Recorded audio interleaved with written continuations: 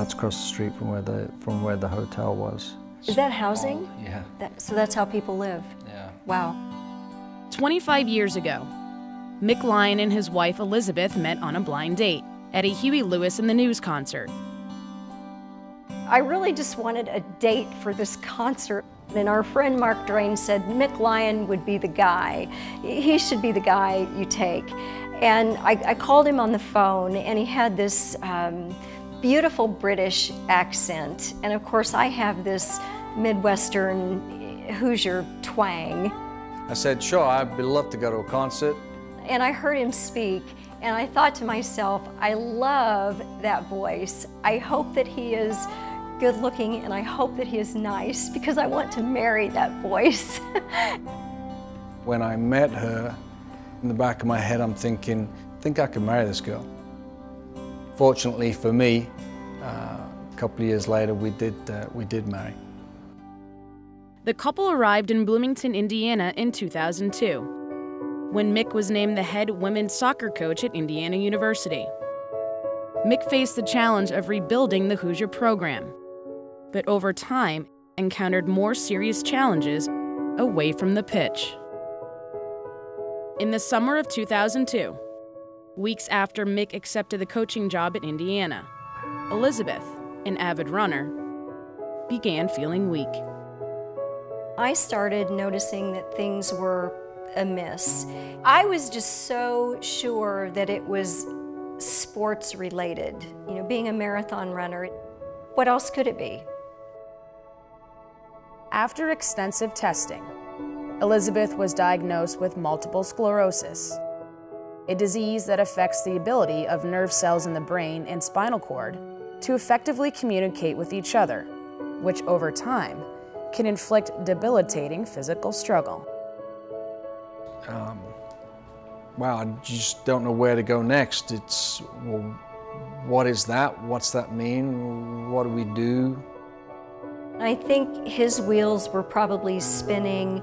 I've got this new job. Now I've got this wife who has this potentially crippling and debilitating disease. What does this mean for her? What does it mean for me?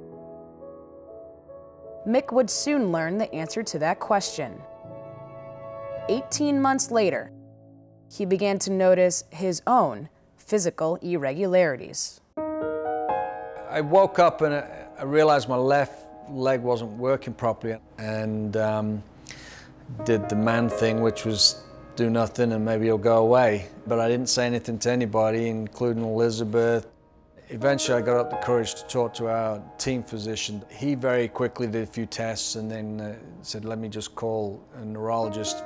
And when she got the MRI results posted to her, she came in and said, let me show you what's going on here because you have multiple sclerosis. She goes, do you know what that is? And I said, well, since you say that, yes I do, because my wife has it, which totally floored her, and as it has everybody we've ever spoken to. Sock in the gut, again, 18 months later. Can't believe it. How does that happen? How does that happen? She accepted hers very quickly and said she was going to move on with me. I, from that point, said, I want you to tell anybody.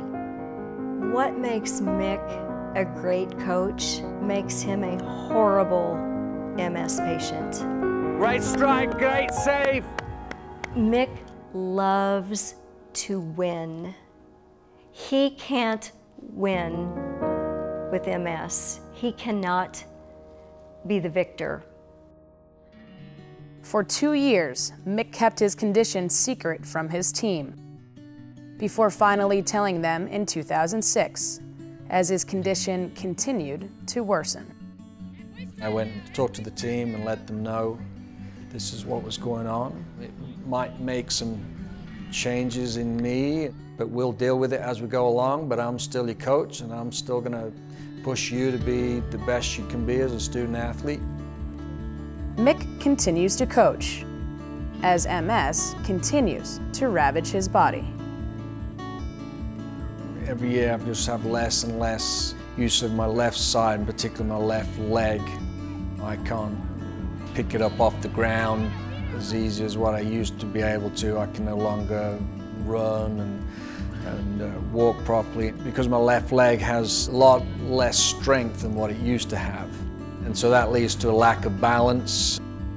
I first saw him fall in the spring of last year, and it definitely cemented the fact that his MS has taken a toll on him over the years. It hurts us to see how this illness has affected him. Once we'd stepped right there, we all should have gone. Okay. Yeah, good job. 10 years ago, my goal in life was I'm going to win a national championship, and that's the only thing I'm thinking about. Now, I still have that in the back of my mind, like every coach, but it's not the only thing sitting in my mind.